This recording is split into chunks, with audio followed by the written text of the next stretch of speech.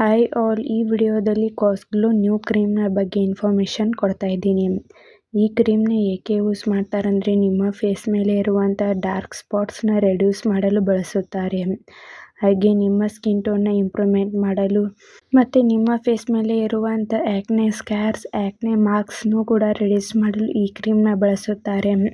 ಮತ್ತು ಈ ಕ್ರೀಮ್ನ ಮೆಲಾಸ್ಮಾದಿಂದ ಬಂದಿರುವಂಥ ಬ್ರೌನ್ ಪ್ಯಾಚಸ್ನ ಕೂಡ ಕಡಿಮೆ ಮಾಡಲು ಬಳಸುತ್ತಾರೆ. ಪಿಗ್ಮೆಂಟೇಷನ್, ಹೈಪರ್ ಪಿಗ್ಮೆಂಟೇಷನ್, ರಿಂಕಲ್ಸ್ನು ಕೂಡ ರೆಡ್ಯೂಸ್ ಮಾಡುತ್ತದೆ. ಈ ಕ್ರೀಮ್ನ ಹೇಗೆ ಯೂಸ್ ಮಾಡಬೇಕಂದ್ರೆ ನಿಮಗೆ ನಿಮ್ಮ ಡಾಕ್ಟರ್ಸ್ ಹೇಗೆ ಅಡ್ವೈಸ್ ಮಾಡಿರುತ್ತಾರೋ ಹಾಗೆ ಈ ಕ್ರೀಮ್ನ ಯೂಸ್ ಮಾಡಿ. ಮತ್ತು ಈ ಕ್ರೀಮ್ನ ಯೂಸ್ ಮಾಡುವ ಮೊದಲು ನಿಮ್ಮ ಫೇಸ್ನ ಕ್ಲೀನ್ ಮಾಡಿ. ಅದು ಡ್ರೈ ಆದ ಮೇಲೆ ಈ ಕ್ರೀಮ್ನ ನಿಮ್ಮ ಫೇಸ್ಗೆ ಅಪ್ಲೈ ಮಾಡಿ. ಡೈಲಿ 1 ಟೈಮ್ ಅಂದರೆ ನೈಟ್ ಟೈಮ್ ಮಾತ್ರ ಈ ಕ್ರೀಮ್ನ ಯೂಸ್ ಮಾಡಿ. ಮಾರ್ನಿಂಗ್ ಟೈಮ್ ಈ ಕ್ರೀಮ್ನ ಯೂಸ್ ಮಾಡಬಾರದು. ಮತ್ತು ಈ ಕ್ರೀಮ್ನ ನೈಟ್ ಟೈಮ್ ಯೂಸ್ ಮಾಡಿದ ನಂತರ ತಪ್ಪದೇ ನಿಮ್ಮ ಫೇಸ್ಗೆ ಮಾಯ್ಶ್ಚರೈಸರ್ನ ಅಪ್ಲೈ ಮಾಡಿ. ನೈಟ್ ಟೈಮ್ ಈ ಕ್ರೀಮ್ನ ಯೂಸ್ ಮಾಡಿದ ನಂತರ ಮಾರ್ನಿಂಗ್ ಟೈಮ್ ಸನ್ಸ್ಕ್ರೀನ್ನ ಯೂಸ್ ಮಾಡಿ. ಈ ಕ್ರೀಮ್ನ ಯೂಸ್ ಮಾಡಿದ ನಂತರ ನೀವು ಸನ್ಸ್ಕ್ರೀನ್ ಯೂಸ್ ಮಾಡದೇ ಇದ್ದರೆ ಸನ್ಲೈಟ್ ನಿಮ್ಮ ಫೇಸ್ ಮೇಲೆ ಬೀಳುವುದರಿಂದ ನಿಮ್ಮ ಸ್ಕಿನ್ ಸೆನ್ಸಿಟಿವ್ ಅಥವಾ ಡ್ಯಾಮೇಜ್ ಆಗುವಂಥ ಚಾನ್ಸಸ್ ಕೂಡ ಇರುತ್ತದೆ.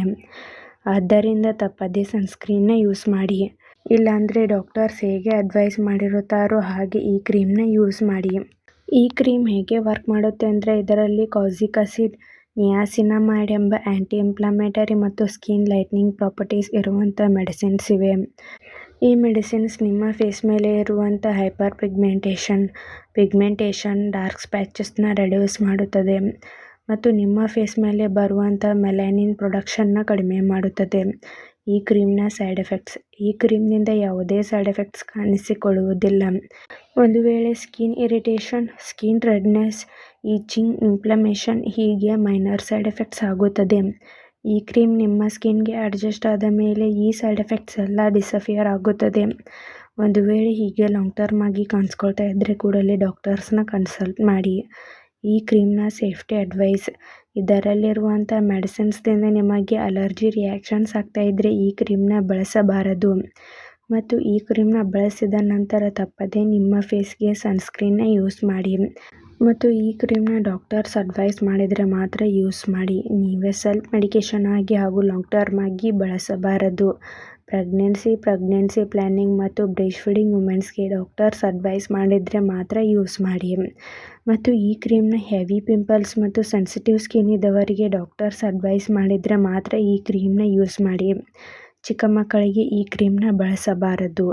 ಮತ್ತು ಈ ಕ್ರೀಮ್ನ ಬೇರೆ ಇನ್ಫೆಕ್ಷನ್ ಆಗಿರುವಂಥ ಜಾಗಗಳಲ್ಲಿ ಅಪ್ಲೈ ಮಾಡಬಾರದು.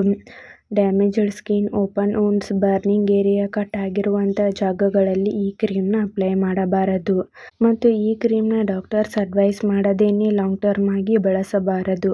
ಮತ್ತು ಯಾವುದೇ ಮೆಡಿಸಿನ್ ತೆಗೆದುಕೊಳ್ಳುವ ಮೊದಲು ಡಾಕ್ಟರ್ಸ್ನ ಕನ್ಸಲ್ಟ್ ಮಾಡಿ. ಈ ವಿಡಿಯೋ ನಿಮಗೆ ಇಷ್ಟ ಆಗಿದ್ದರೆ ಲೈಕ್ ಮಾಡಿ, ಕಮೆಂಟ್ ಮಾಡಿ, ಶೇರ್ ಮಾಡಿ. Thank you.